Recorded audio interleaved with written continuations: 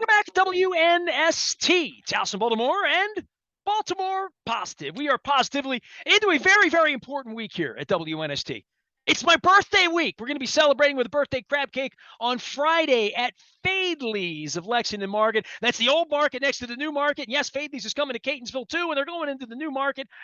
And I'll be giving away Raven Scratch-Offs. It's all presented by our friends at the Maryland Lottery in conjunction with Goodwill. And it's a Halloween season there to get your shopping done, as well as our friends at Window Nation, where you buy two, you get two. 866-90-NATION.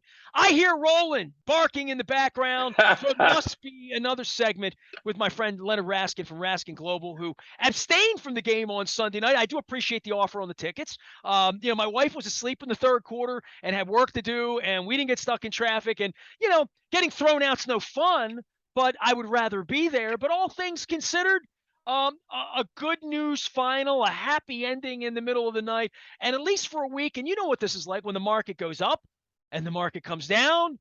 There's panic, there's freak out everywhere. But much like you managing money, Big John Harbaugh and Justin Tucker and even Lamar at this point, pretty cool, pretty calm, pretty collected. And it looked like a veteran sort of Baltimore-Pittsburgh kind of game, except it was Baltimore and Cincinnati, and our field goal was one better than them, huh? Hey, one better, Tucker. And here's Roland's nose. Oh, there's Roland's nose. Okay. And how big's Roland now? We got to get a Roland report. 36 pounds Friday. Was that dog was 8 pounds when you got it like that? 8.5 at 8 weeks. 20.8 a month ago. Okay. 36 on Friday at his last vet visit. So he's jumping up the scales pretty quickly. Well, let me say this. I want to promote this as your dog is barking because my birthday is Friday, and yes, we're going to be at Fadley's, but Saturday is Dog Fest at Be More Humane. So I want to give some love. If you heard the Kate Pica piece out there, Chris's wife, she works for Be More Humane. My wife and I are celebrity judges. So I think it's just perfect that Roland has made his debut here before we've even talked about the other dogs on this defense or offense at this point. There we go. Or Justin Tucker or the dogs of the Cincinnati Bengals or the Steelers. Or the Steelers dogs. But look, for where we were last week and where we are this week, just psychologically, first place, 3-2, Giants, all that, and the Steelers and the Browns aren't coming. This was a huge victory, I think, for morale moving forward over the next month, really. Wins are always better. Let's face it. The days after wins are always better for the town, for the team, for Harbaugh's press conference. As you said, I skipped the game. Stayed home, watched it, and it was interesting to hear the commentators talking about Harbaugh's decision making and how last week they weren't so sure, and then as the game progressed, let's face it, we had 4th and 1 because our friend Mr. Likely wasn't likely to put his head down and get a first down. So now we had another 4th and 1. We had Mark Andrews lining up behind center, and then they were smart enough to call the timeout and take the points as I was screaming at the television, don't do this again. Well, it's situational football, right? Last week's situation, different than this week's situation and how you feel about it. But certainly John went against his own book, right? Like went against his own analytics. The guys upstairs. I think he hurt himself. I think it hurt. I think it hurt him to do that. Let's face it, earlier in the game, he went for it on a 4th, and they had a wide open, easy touchdown that Lamar overthrew. And at that moment, things didn't look good. And then, I think he went against everything, including his intuition, and said, take the points. And this takes me to the game, the Buffalo game again, where I say his rationale and what he said after the game was, I thought we could stop him. Blah, blah, blah, blah, blah. But if you thought you could stop them, you take the points, win the game. So you didn't think you could stop them. That was the problem.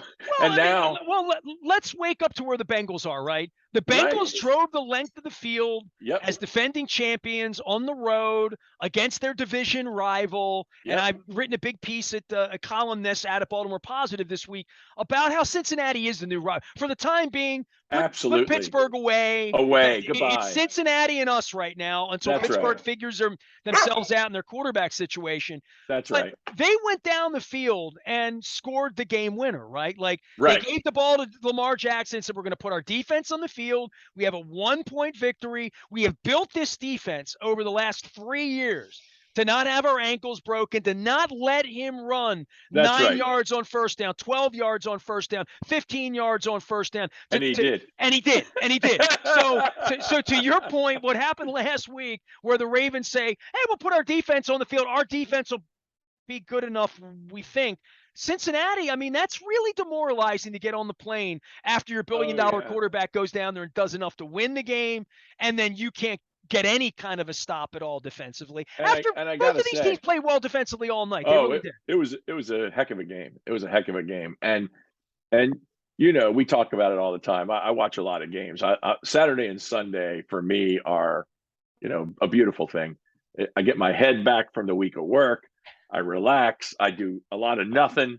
I do too much eating. You eat Papa's crab cakes. I know I eat too much, and I watch college football from noon to midnight till I fall asleep on Saturday. And on Sunday, my goodness, we've got London. We're watching at 9 o'clock in the morning till midnight. Sexy stadium they have at Tottenham Hotspur. Yeah, nice, place, very nice. Never been to that place. I wonder where we're going to be the next time we go Germany. over. You know, well, the Munich game is November 13th, and my wife and I came, like, we thought about it. I looked at some flights because Niels is over there. His birthday is November 12th. You know, a chance to see the GOAT play over in Europe. Like, we didn't do it. But there's going to come a point where the Ravens are going to go over. And now this week, the benefactor, right, of the Giants coming back. And watching that Giants game was a great preview for what we're going to see this week. That's an improved team, too. There's no easy week in this league. No, they're going to be great if Barkley's great. Let's face it. He's a wrecking machine, and they're going to be good if he's good. And I was watching other decisions like, what the heck was the Chargers coach thinking going for it 4th down and 2 on his 45 when he'd have kicked them back to the 10, they'd have had to go 90 yards for a field goal. And by the grace of God, the Browns kicker Shankopotamus one to the right. I mean, these coaches and these analytics, you got to start thinking some about, like, football. Okay, the computer tells you this. Well, you know what? I think, I'm not sure, but I think the computer would tell you that, Max Scherzer might beat the Padres, but he didn't.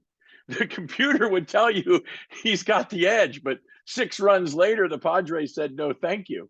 And they I thought you were watching out. Football Saturday. I was watching baseball Saturday. I'm you know, I have 2 strong muscles in my body, my jaw and my thumb. 2 for 2.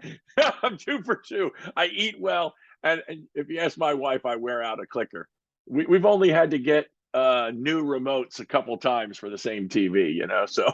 It's not just the batteries. Leonard Raskin is here. I'm wearing out the buttons, baby. I'm wearing out the buttons. You can go to RaskinGlobal.com and learn all about the money management and all that. But we talk about management of the game for both of these coaches and the space for kickers. And you talk about Shankopotamuses and guys missing kicks and stuff.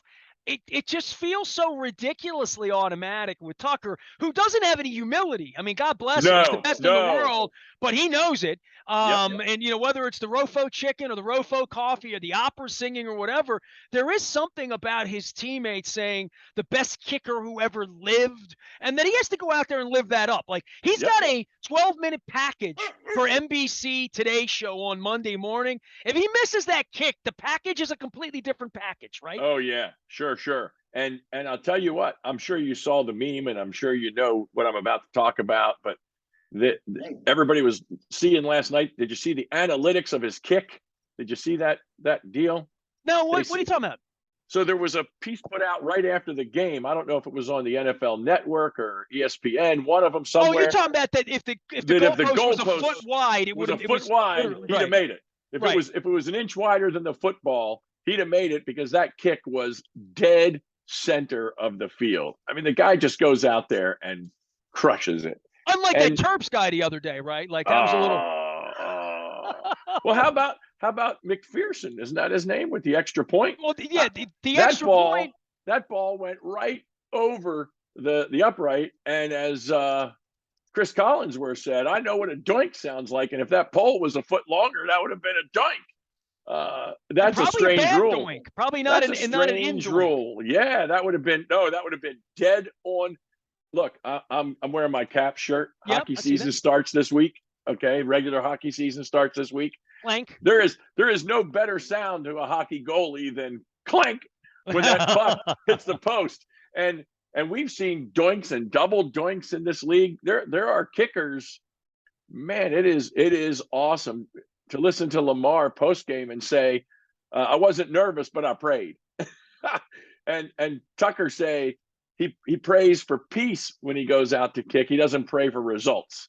Well, he's a system kicker, right? Right. He just goes out and does his job. And I've known Justin for years. Just right after he came to Baltimore, I met him, and I've known him for years. We've broke bread together and had some good times. And the one thing that always amazes me, and I don't know how he does it, is the dude is not tall. The dude is not big. He is a skinny guy. And that leg, the power in his body to kick from, what was it, 58? Like it was nothing. Right? It's fast twitch muscles, I think they call them, right? Whatever it is. I don't know the engineering of the body relative to kicking a football, but he's stunning. He is stunning at kicking that ball. And you're right. He knows it. And look, they paid him. They gave him the highest paid kicker in history because somebody else got a big contract beginning of the season. I don't remember who it was. I don't even remember. Kicker. They're paying kickers in the league now. If you got the, I watched Robbie Gould the other day. I mean, he's been doing it 20 years, does it as well as anybody. And that's the thing for Tucker. He might do this till he's 48. You know what I mean? Like we're watching Tom Brady do this. I mean, he'll be a $5 million, $6 million a year kicker at some point when he's 35. If he can still do this now, but somebody signed a kicker. I think it was 15 million or 24 million or whatever it was. And the Ravens gave him $1 million more. They wanted to make sure that he was the highest paid kicker in the league. And then I'm checking out Facebook because since I'm not Chris at the Boswell, game, by the way. Chris Boswell got a 4-year, $20 million deal in Pittsburgh. Gave him a $5 million average salary. Tucker now has a $6 million average salary. See, $17.5 million guaranteed. Tucker. As well he should. And so now I'm watching TV and I'm checking out the Facebook during the game, and people are posting, "Don't pay Lamar. He's not worth it. He's overthrowing wide receivers wide open." And then he takes the ball at the end of the game, 2-minute drill, runs through the Bengal defense, wins me dinner in a nice friendly bet with my Cincinnati friends. And which I lost last year, by the way, so I get to make it up. When you lose, you have to eat their chili. Don't do that. You don't want to lose that. Skyline chili is not good. I don't know what it is about that, but I don't like it. It's indigestion on a plate, is what it is. Yeah, there you go. It's not good. Not good. Not like a crab cake. It's not like it's not like Grader's ice cream. If we bet Grader's ice cream now, that's good stuff. Okay, yeah, we do that. Get a little salted caramel in there. All that. By the way, Tucker.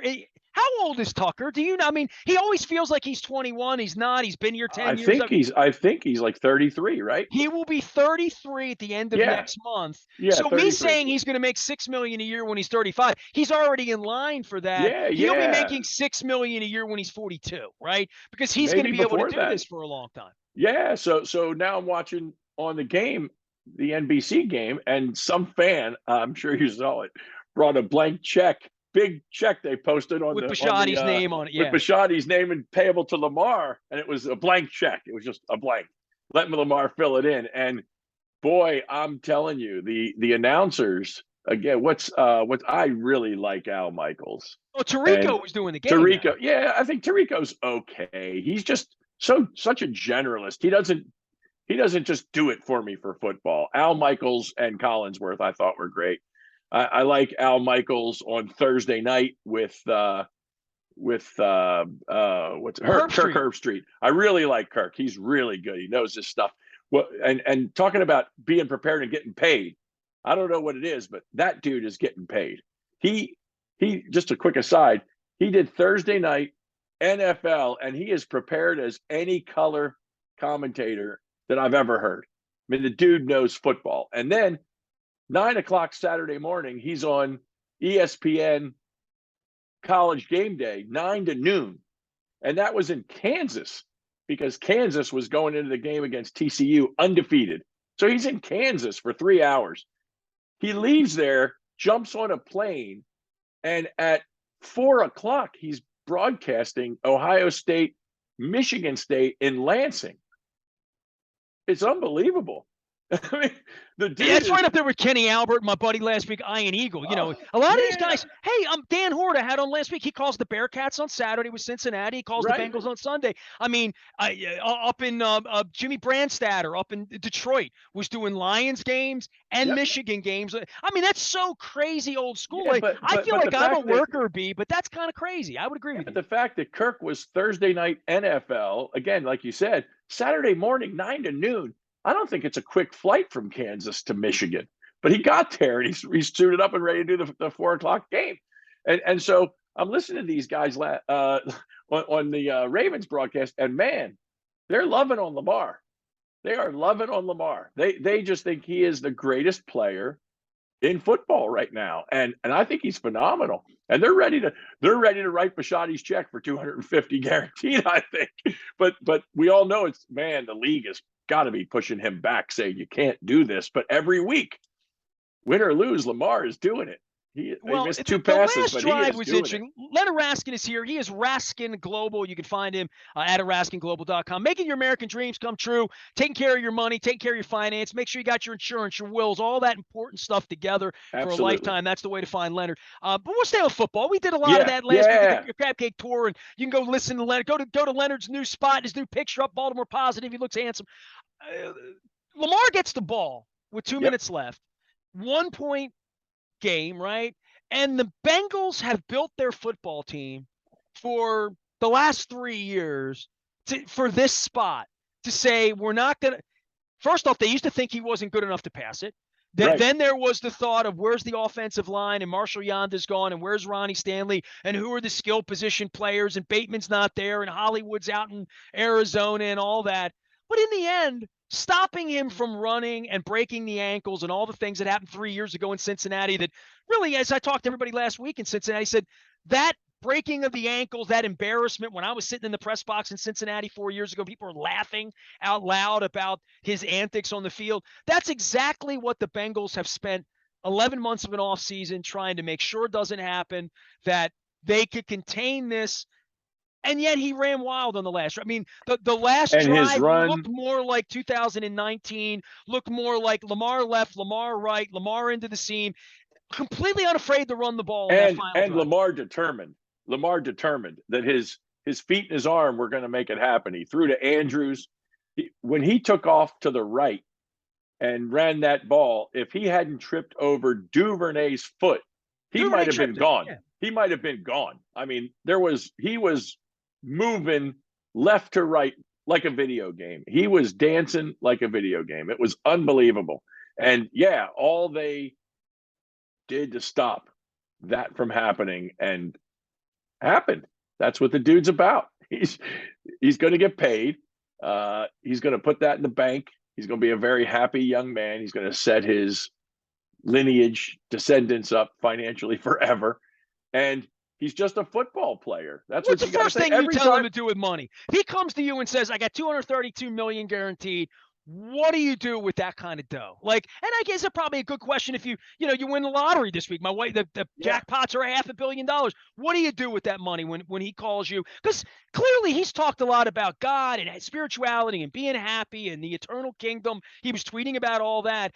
I said to my wife, we all concern ourselves with his money. Right? Yeah, and he's pretty flippant about saying, what do you all care about my money? Exactly. What do you care about whether I sign or whether I break my leg? As long as your football team wins, what do you care about my money? And I said to my wife, the kid's already got $40 million, right? That's right. So it's not I mean, if I came to you with $40 million right now and said I have a chance to get to $232 million, you'd say to me, you could do pretty good with the $40 million you got. Doing okay. That Lamar's not going to eat differently, drink differently. His heirs of heirs of heirs when he gets this $200 million, whatever it is. But we do, as the public, concern ourselves with how much money Bruce is making on the tour, right? Absolutely. Everybody wants to know what somebody else is doing with their money. And in this case, it's obviously super public because that's the way the league is and that's the way the contracts are. It didn't used to be that way for sure. You knew who the big guy was that made a lot of money. Now you can look and see how much everybody makes, and everybody knows what everybody makes. And it's like you said, everybody thinks people, well, first of all, other than Lamar, everybody thinks people make more than they make. When you see somebody that's a quote unquote celebrity, athlete, whatever, let's not kid ourselves. Lamar is going to be the top of the top. He's going to be right up there with the highest paid ever in sports of any kind. And the first thing I tell him to do, and I think, like you said, he's already in that place. The man has a purpose for his life. The big question is, what is the money for? What is the purpose that you want to do with this money that's bigger than the money itself? And based on that, then we talk about what to do with it, because it's easy to know what to do with it. If his goal is church, charity, philanthropy, he may choose to give a lot of that away over his lifetime. He may choose to leave a legacy to charity and not so much potentially future to family. I don't know Lamar's situation. The first thing I would do, obviously, is find out everything there is to know about his situation. So I don't know if the man's married or not. I don't know if he has children or not. All of that comes into play with when you have money, what to do with it. We work with people that are single, married with no kids, married with grown kids, married with little kids. And every one of those, like you talked about, the game situation of this week, last week, the game situation of what to do with your money depends very much on your station in life, what your purpose is, what you're trying to accomplish. So that's the first thing I'd find out. Second thing I would do is make sure that we avoid taxes at all costs. The greatest eroding factor for wealth is our government. They take way too much of the money. If you saw Tyreek Hill, I believe it was, just Correct. last week, said, had to make an adult decision between playing for the Jets and the Dolphins, and income taxes in New York had a big bearing on that.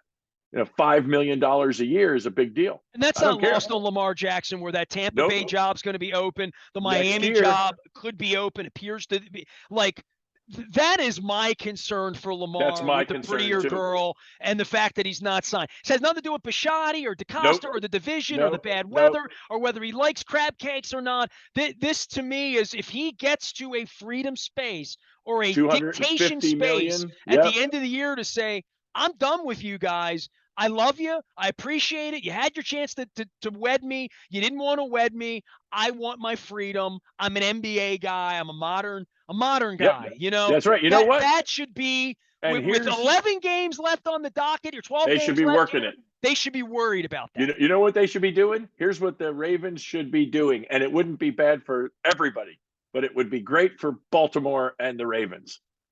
Steve Bisciotti should be having lunch with Wes Moore, and he should be talking to him about eliminating state income tax. There you go. All right. Here's the thing. The city, let me tell you about the city, and this the city, every now and then in Baltimore, a new building goes up, right? There's a new building being built, a new office building, a new hotel, whatever. What is the new Harbor East? What is that? What the new area is? Port Covington. Port Covington. Okay. How about M&T Bank Stadium or Oriole Park at Camden Yards? You know this as well as anybody. The state and Baltimore give away to wealthy people property tax breaks for years. Oh, we're going to build this stadium. It's going to be for the Ravens, but your property taxes are $1 a year for 50 years. You know how much money they're foregoing on that deal to give Steve Bisciotti millions of dollars. Well, we're at that point right now with the baseball team and the lease. I mean, that's why Bisciotti doesn't want me asking questions. That's why he's happy I'm throwing. But here's my point. They don't want to add charity for the wealthy, which is literally. I ran into John Morgan the other day, by the way. You probably remember John Morgan from the 1990s. Yep. He was the writer who wrote Glory for Sale when Modell came here. We had a sports writer event over the weekend, and he's still like, these owners are still ripping people off. Then now we got purple boas on, and we're all happy to be rooting for Lamar. Look, Steve Bisciotti's ripping off people. Here's the way it goes. Literally, these owners are ripping people off. Yeah, dude, sports, pro sports, college sports, high end is the greatest transfer of wealth from the have-nots to the haves in history. I mean, people spend fortunes on merchandise that go right to the owner's pocket at the end of the day. So here's my thing.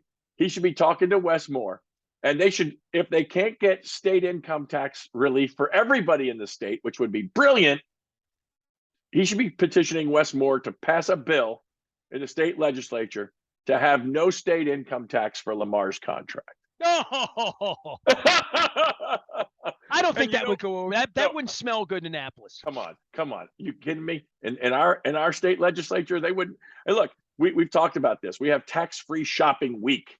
Why? Because it's great for consumers and great for the merchants. Well, then why don't we have tax-free shopping year like they do in Delaware? Because we don't.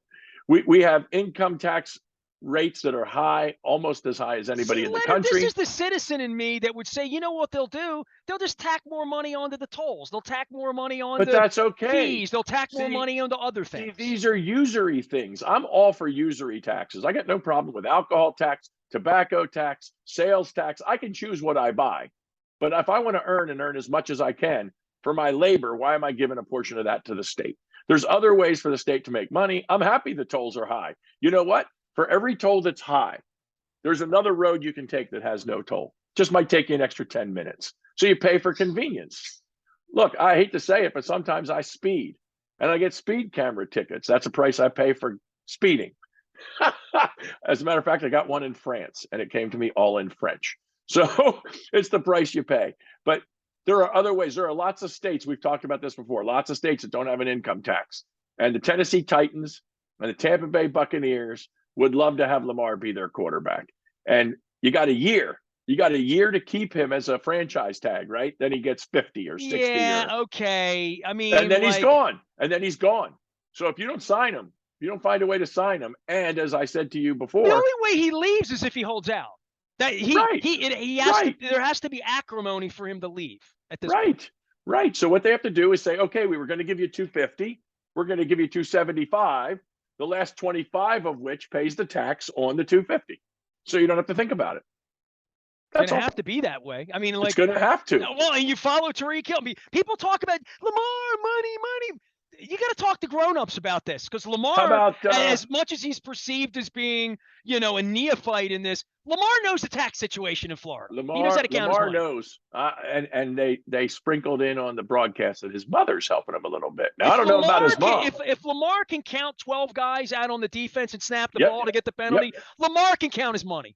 You better believe it, and he understands. If you're at that level and you're representing yourself and you don't understand income tax, shame on you. Shame on you. So I think he does. And there was a guy years ago, I don't remember exactly who it was. It might have been Michael Irvin or Marvin. It was one of the receivers. I remember that. One of the receivers years ago signed his contract in Florida because he thought by signing the contract in Florida and being a Florida resident, he could avoid income taxes. And the state, wherever he played, said, no, it doesn't work that way. You still play here. You still pay your taxes here. But he tried. Well, the baseball teams have gotten into this too. When you play 3 games in Chicago and you're an Oriole, they're coming for your salary because you earned that money in Illinois. You have to pay taxes as a professional athlete in every state you play in. Right. So if you play in Florida, you got 8 games, half your season is tax-free. And the other half, you're going to have some higher, some lower. Go play in California or New York where the taxes are 13%. Okay, the government's going to take 13% of your income for you to entertain their fans and bring them a Super Bowl or whatever it may be. So, yeah, money comes into play with everything. But I would tell him, make sure he understands tax law. And, away we go. We'll find out what happens next. Leonard Raskin will be what happens next is the New York Giants happen at 1 o'clock. New York football Giants. We will be at MetLife this week. On Friday, we're going to be celebrating my birthday. I turned 54. I'm just privileged to have made it this long. Tuesday, buddy. I'm Tuesday. Remember, I'm Tuesday. Well, the Libra people are happy birthday to you. We'll have I'm having a crab cake at Fadley's on Friday. We'll be there broadcasting, doing the Maryland Crab Cake Tour, giving away Ravens scratch-offs. Got a $20,000 top prize on this one. Had a $20 winner at Cooper's North 2 weeks ago as well. We'll be there from 9 until noon. It's all brought to you by our friends at Goodwill, as well as Win Donation, 866-90-NATION. Buy 2, you get 2 free. Do what I did. Window Nation, big thumbs up on them. Big thumbs up on Leonard Raskin as well, who bought me some crabs a couple weeks ago. I'm sure we're going to get a crab cake for our birthdays at some point here before the month is over. It's always good to visit with you. Always good after a victory, and certainly exhale. Absolutely. Just exhale a little bit, right? Thank God for Tucker. That's what 3-2, first place Baltimore Ravens. 3-2. Luke's out at Owings Mills all week long. Leonard's out on the front of BaltimorePositive.com, looking particularly dapper now that Jessica Vallis and our friends at Hartford Designs have re-souped up the new and improved BaltimorePositive.com. Stay with us.